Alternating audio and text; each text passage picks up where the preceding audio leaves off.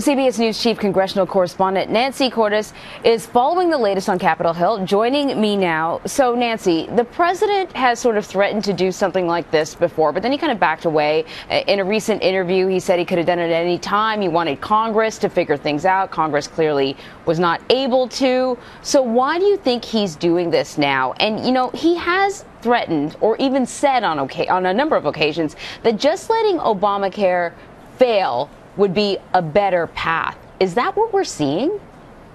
Well, he's doing it now for a couple of reasons, Anne-Marie. First of all, because, as you pointed out, Republicans failed. He was willing to hold off at their request because they were working on some kind of replacement for Obamacare. But they've now exhausted all the options that they've come up with so far. It doesn't preclude them from trying again in the future. But in the near term, Congress is not going to do anything major to overhaul, replace, repeal Obamacare. So clearly he and the administration writ large have decided to take things into their own hands.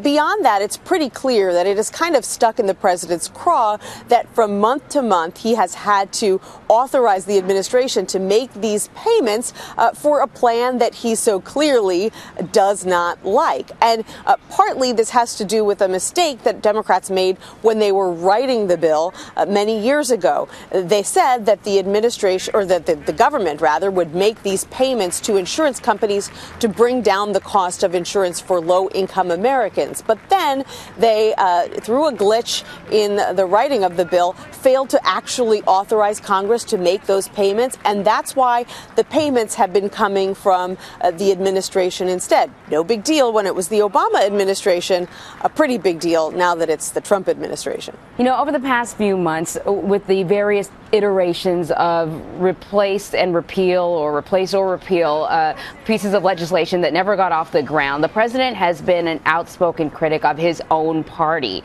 Now we hear, you know, in your piece, Paul Ryan praising the president for his decision. Right. Is there a possibility that the White House and Congress is actually working together? Well, Republicans are sort of in a tricky spot here because they themselves have argued in the past, successfully in court, by the way, that that the plan was flawed, that the federal government should not have to make these payments because Democrats messed up the writing of the Affordable Care Act. However, they don't want to be left with the responsibility either for fixing the law. That's going to look to some of their supporters like they are propping up a law that Republican voters by and large don't like. But the alternative for Republicans in Congress, now that the administration has decided to stop making these payments, is they either do need to pass some kind of measure reinstating them, or they have to suffer the possible blowback if insurers raise rates on the exchanges, if insurers pull out altogether, if insurers sue the government saying, look, it says there right there in the law that we are supposed to get these payments to help bring down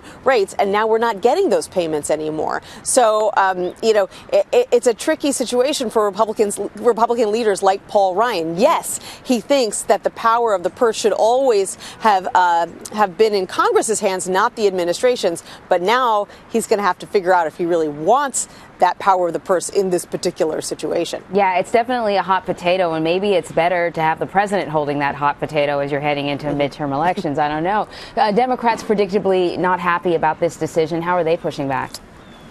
Well, they say that this is pure spite on the part of the president because they point to analyses by the nonpartisan Congressional Budget Office that say that if you do this, not only do you increase the federal deficit by about $200 billion over 10 years. So you're not saving money. It's actually costing more money because any money that the administration doesn't pay to these insurers, it then has to pay towards bringing up tax credits to low-income Americans so they don't end up paying more on their insurance premiums. So it doesn't save any money, Democrats say. And what it does do is hasten the demise of Obamacare. It leads to insurers pulling out of the marketplace so everyone has fewer choices than they do already. And for what, they argue? What do you get out of it besides being able to say to your supporters, look at what I did, I just took a whack at Obamacare?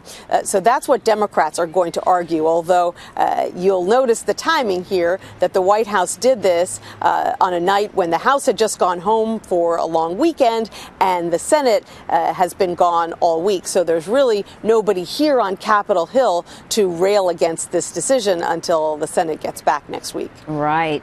Nancy Cordes, thank you very much. You're welcome.